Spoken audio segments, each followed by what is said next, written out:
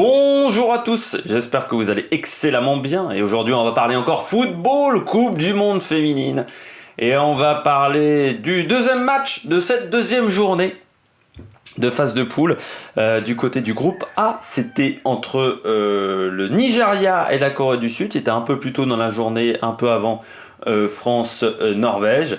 Victoire du Nigeria 2-0, but à la 29e minute contre son camp de Kim Dong-yeon et but à la 75e minute de Oshoala.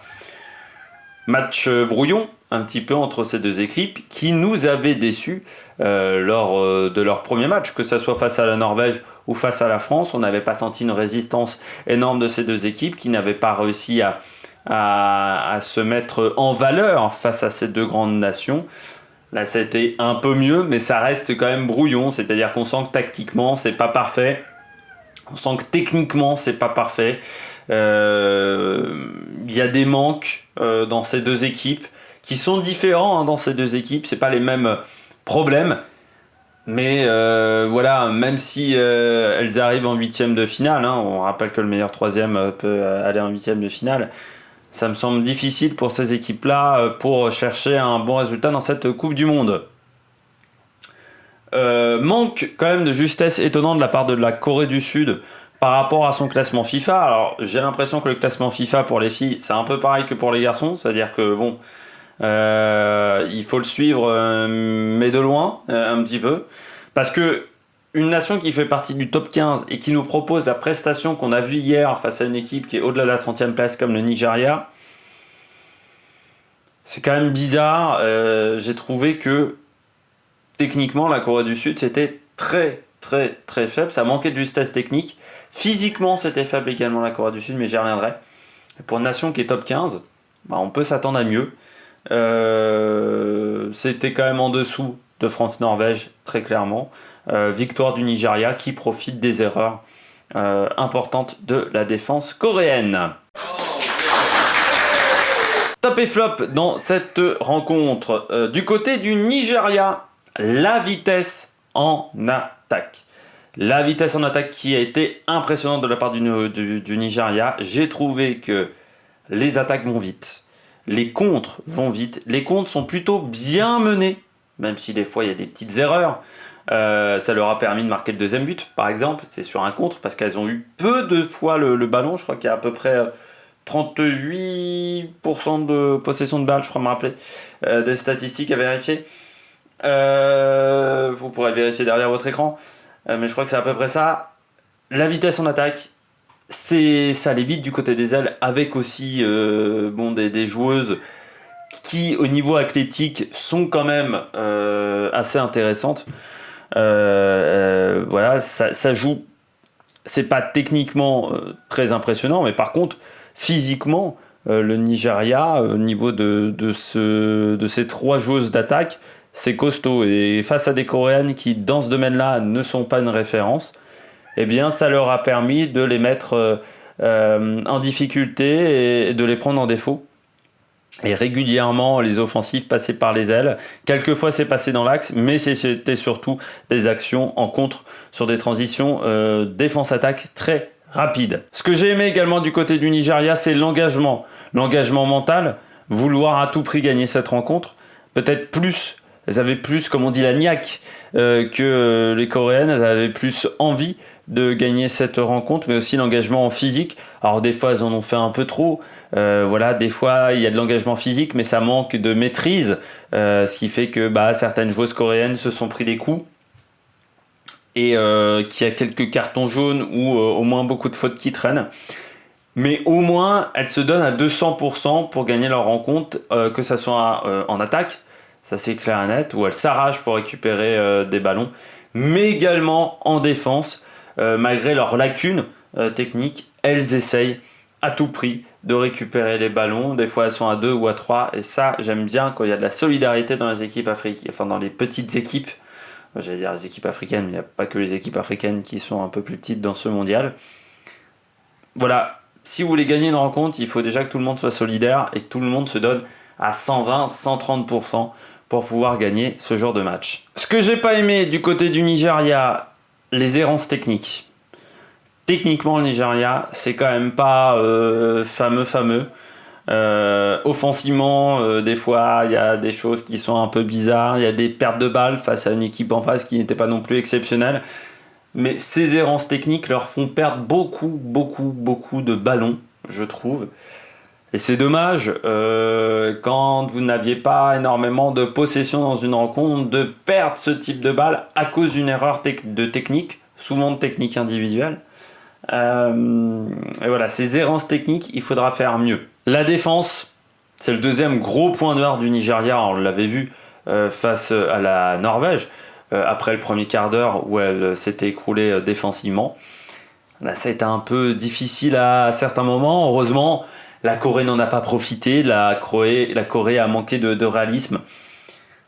Mais ouais, la défense nigériane, tu sens que faut pas que ça aille trop vite, quoi. Alors face à l'équipe de France, j'ai des craintes pour elles parce que elles sont souvent prises dans la profondeur.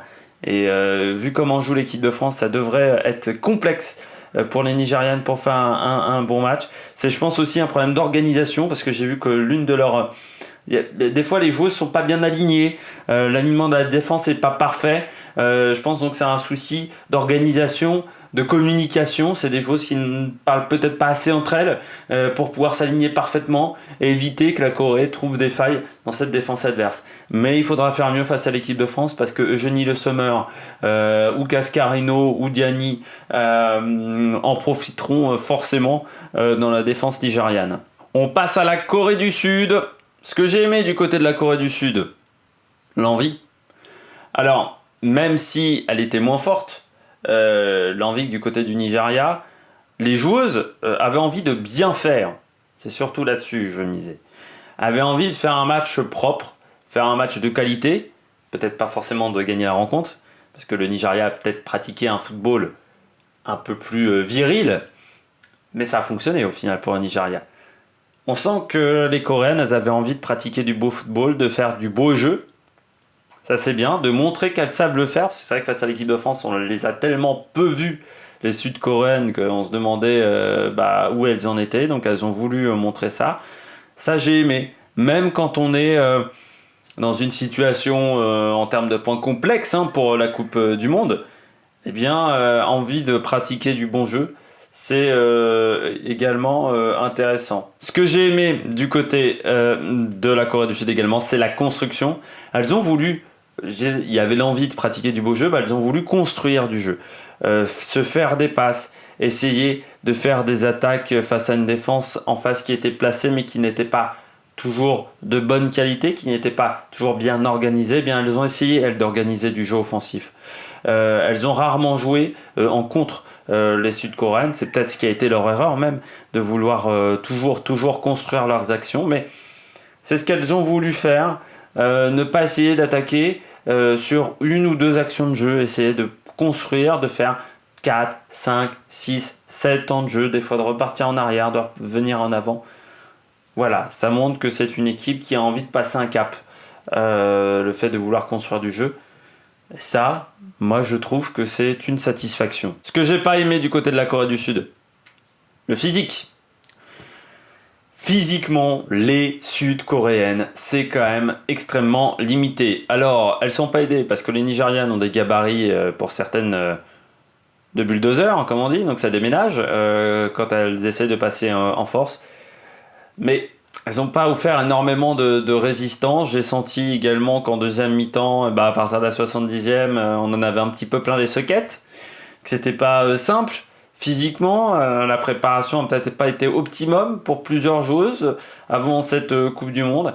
Mais c'est vrai que physiquement, le défi physique, elles l'ont totalement perdu. Elles se sont totalement fait manger par les Nigérianes. Et face à la Norvège, il y a quand même des joueuses qui sont assez costauds, qui sont pas faciles à déloger.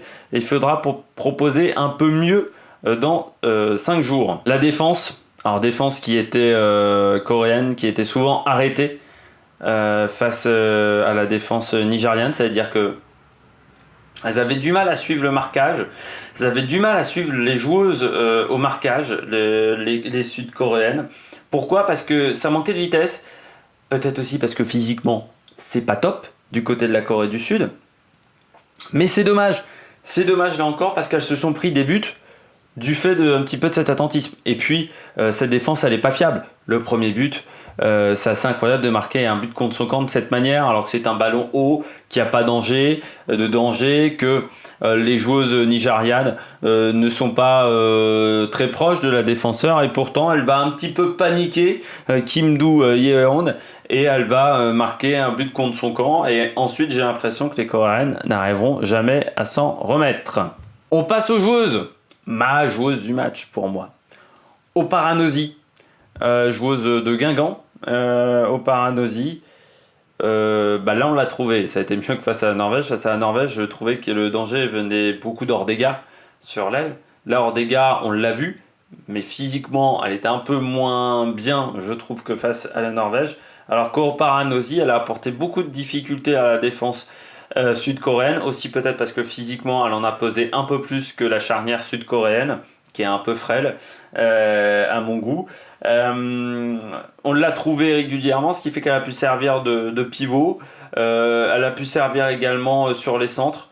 Donc voilà, je trouve qu'elle a fait un bon match Oparanosi. La joueuse qui a raté un petit peu sa rencontre, Kim Do-yeon, la sud-coréenne. Elle marque un but contre son camp. Elle a été peu présente en défense centrale. J'ai trouvé souvent en difficulté.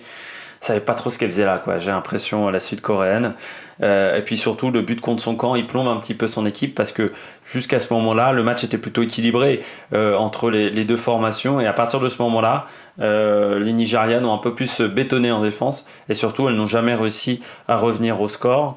Sur le deuxième but, elle est aussi en retard par rapport à la joueuse nigériane. Donc jamais dans le bon timing. Vraiment pas une bonne rencontre. Elle plombe son équipe là véritablement, contrairement à Wendy Renard. Donc mauvaise rencontre de la sud-coréenne. J'espère que vous avez aimé cette vidéo. N'hésitez pas à vous abonner à la chaîne. N'hésitez pas à mettre un pouce bleu. N'hésitez pas à réagir dans les commentaires. Et nous, on se retrouve pour de nouvelles aventures sur l'Amérique Production. Ciao, ciao!